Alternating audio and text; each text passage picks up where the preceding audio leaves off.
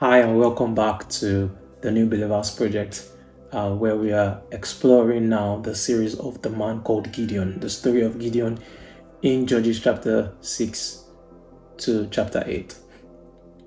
I said during the last episode that all scriptures are God breathed, and then they are profitable for reproof, profitable for doctrine, profitable to instruct the man of God in righteousness. In other words, that we can read stories of the Bible as we see in Romans chapter 15 verse 4, and they can warm our heart, they can give us hope. You are reading about the life of people that lived before you, patriarchs of faith, and you are able to learn from their life. Their lives are able to encourage you, their lives are able to instruct you, their lives can even warn you. You see, that's something that is possible through Bible study, and we can always approach the stories of the Bible in similar fashion. So on today's episode of the New Believers Project, as we continue in this series, what I want you to see in what I want you to understand from today's episode is the fact that I want you to understand that God Almighty has a habit of selecting people who, maybe in their own opinion, in the opinion of people, they are not worth it. They are always people that feel, why me? And he also has a habit, you can see from scriptures, a consistency in God's habit to be a patient God that can work with people, that God can mentor you. You see, and that's what we're going to be looking at through the story of Gideon again in Judges chapter 6. You see, the first thing I want to say again is the fact that, you see, this part of the story we're going to explore, I see a parallel between the call of Gideon, between when the angel came to Gideon, and a parallel with the story of Jesus and the Samaritan woman. And I also see that call of Gideon with another parallel, which is the story of the call of Moses. And we're going to explore how that relates, what's the corroboration, how come it's a parallel. Excuse me. The first is, the parallel of the call of Gideon and the Samaritan woman. You see, my pastor would always say that he believes that the reason why Jesus in John chapter 4 waited at the well was because he knew that the Samaritan woman was looking for God. And he would always argue that the reason why he says this is the fact that the moment Jesus started engaging her in a conversation, Jesus told her, go and call your husband. And then she says, I don't have a husband. And Jesus said, yes, you don't have a husband. You've had 4. As a matter of fact, you are living with one and that is not your husband. And immediately, what are the odds that the next thing the woman did was, I have a question. You Jews, John chapter 4 verse 20. John chapter 4 verse 20. She asked him a question. You Jews say that this is upon this mountain, and Jesus explained to her. And then guess the next thing she says after Jesus gave her an explanation. In John chapter 4 verse 25, the woman said unto him, I know that Messiah's cometh, which is called Christ. When he is come, he will tell us all things. This is why my pastor usually argued that the woman must have been looking for God, because what are the odds? And you can just imagine that woman who people thought was the worst of people. God came to her and he was ready to answer her question. We see that similarly in the story of Gideon.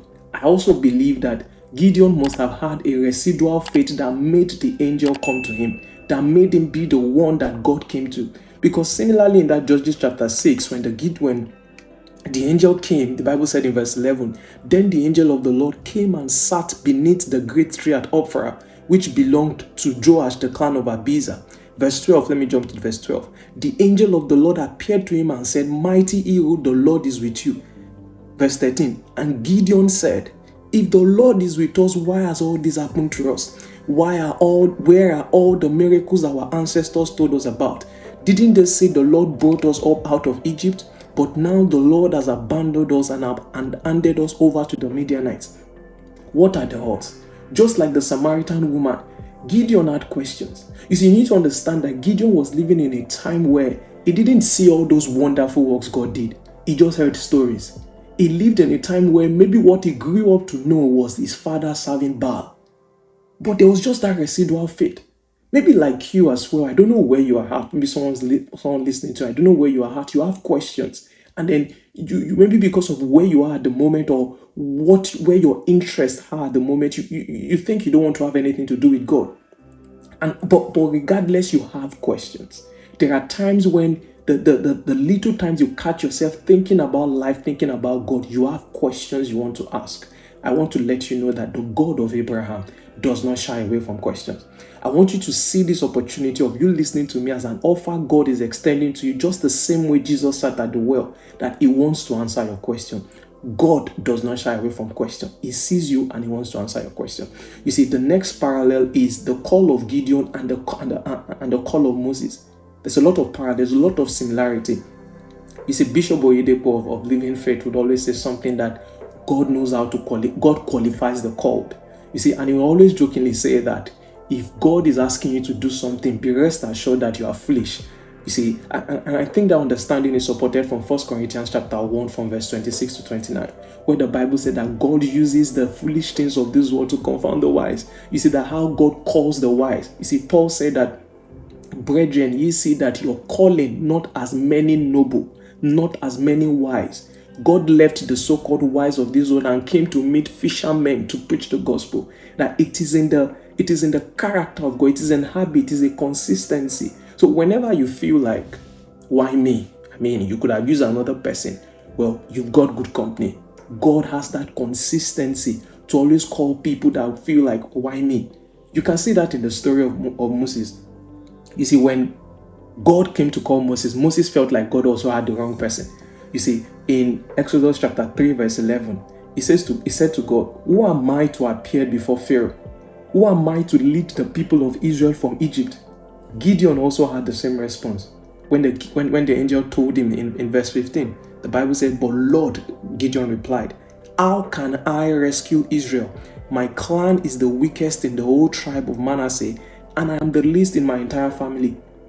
You see, God has this consistency to take what looks like, what in the opinion of men, or even in our own opinion, to think, why me? God can use you. God can use us. It has a specialty. You see, another parallel we see is the patience of God and the mentorship in God. You see, God wants to use Moses. Moses has agreed, okay, you're talking to me now. But he asks questions. That point where you feel like if it is God, some people will think if it is God, he won't confirm. You see, God is patient to take you. He knows where you're working at. He knows the kind of mindset you probably have. He knows you are scared. He's the kind of God that is going to tell Joshua, be strong and courageous. He doesn't mind telling Joshua 1 time, 2 times, 3 times. You see, that's what we see in God. God is patient. You see, in Exodus chapter 4, God then begins to take Moses patiently. Okay, drop the rod. The rod became a serpent. Okay, put your hands in your pocket. His hand became withered. God gave him another test. You go to the Nile. Just patiently bringing Moses to speed. The same thing we see in the story of Gideon. Gideon said, okay, for me to know it is God, for me to know it is you that is talking to me, I'm going to bring out the burnt offering. And then Gideon brought it out, and literal fire came down from heaven, and Gideon was shocked. That was God being patient with Gideon. That was God being patient with Moses. And I want to tell you, see, I know what it feels, personally speaking, to feel like you have a lot of responsibility for your life. And in every other area, you don't even give yourself a room for mistake. I'm a lot like that. You just think that you don't have the luxury of making a mistake. And you do it with every other person. But when it comes to God, you sometimes even find yourself in that bracket. You feel because you've made a mistake, God is tired of you. What kind of teacher would that make God? You see, we see in scriptures, we see consistent in the character of God that God can be patient. And you need to settle down and let God father you. You see, there was something I said to God one time. I said, you know what, Lord? I'm done doing your job for you. I want to be a child and I will let you father me. You see, I've heard funny things. I've heard people say to me, and I've also felt like that. Maybe God asked you to do something, but because you didn't do it in that particular way, you suddenly feel that God has left you. God is tired. God has given up. God is not that type of teacher.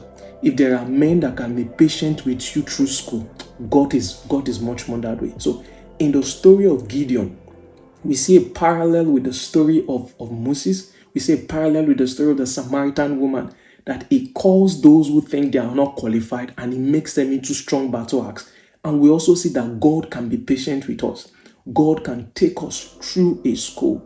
God can patiently take us to where it's going. So if you're that person, you have questions, Please ask those questions. God of Abraham does not shy from questions. And if you are that person, you think God has called you into something enormous, be rest assured He's ready to go with you. I hope this again has blessed you. And I'll see you on the next episode of the New Believers Project, where we continue to unpack the story of Gideon.